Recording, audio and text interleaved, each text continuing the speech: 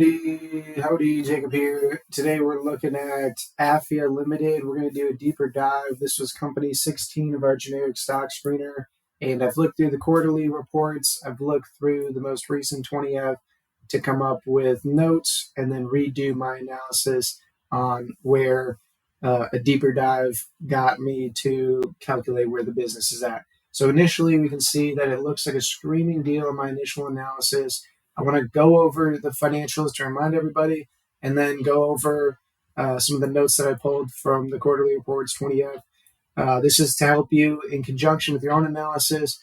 Not everything I say is, final.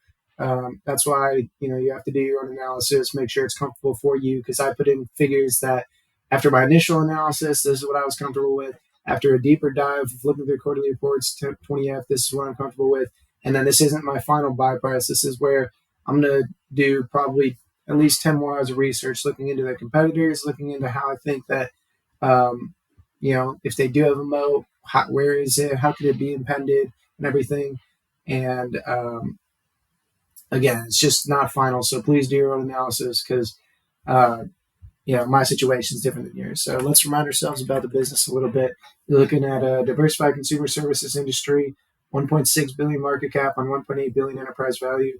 They operate as a medical education group in Brazil, and growth has been absolutely stupid. Lowest year-over-year growth of the last 7 years has been 27.7%. Return on invested capital, though, however, is averaging in that upper single digits, but they are still growing, so that does affect that.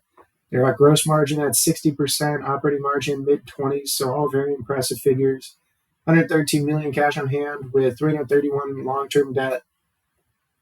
That 331 long-term debt, though, is about 2.5 years of their 5-year average free cash flow, and their free cash flow is growing very heavily, but their use of cash is mostly acquisition. Not necessarily bad, but it does bring about more unknowns than just reinvesting through, your organic revenue, or your organic avenue. Sorry.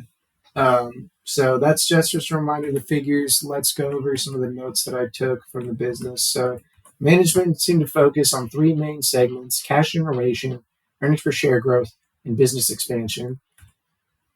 Fiscal year 2023 resulted in 23.9% year-over-year revenue, 13% organic, 13% from acquisitions, 10.5% increase year-over-year in net income, 2.8% year-over-year in monthly active users.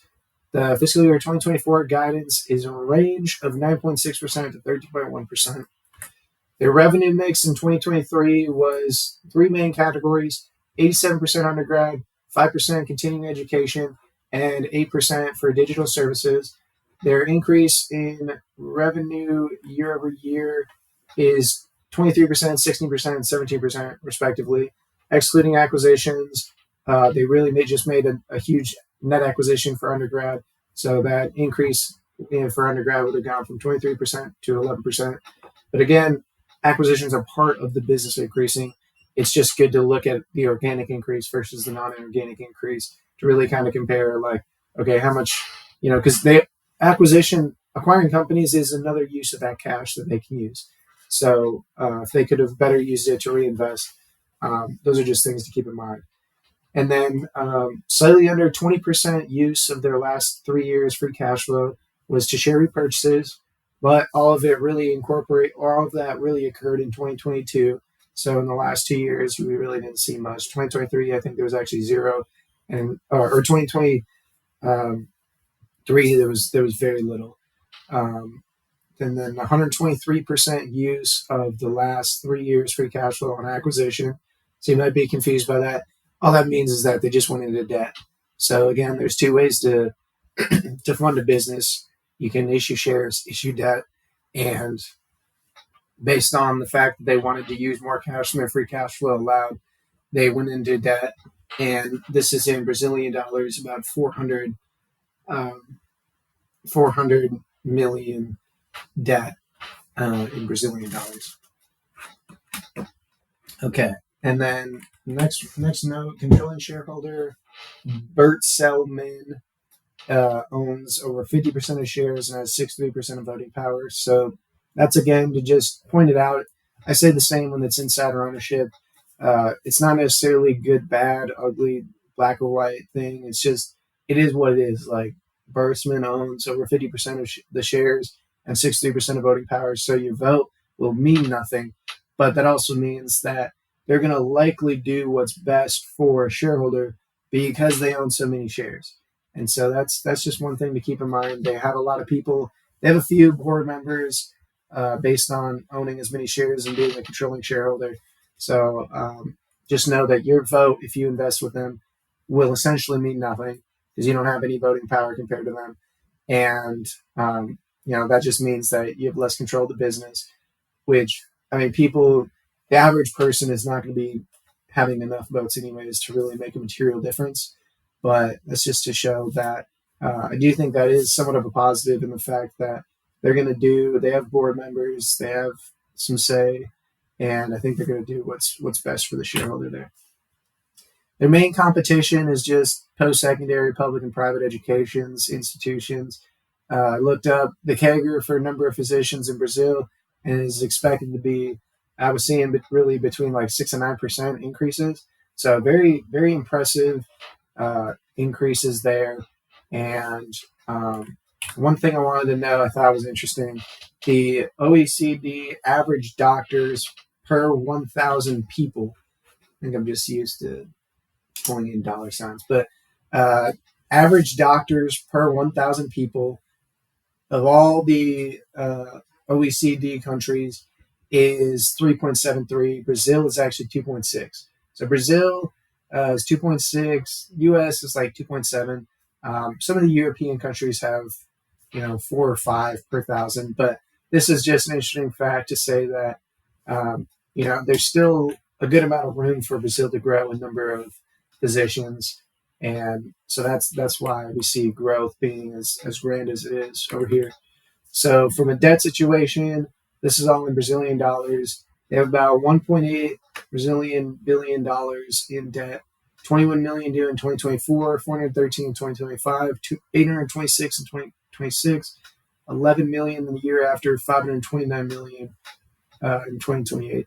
So currently they have 553 million in cash and produced free cash flow the last 3 years of 354 million 2 years ago, 547 million a year ago, and then 798 million the last year.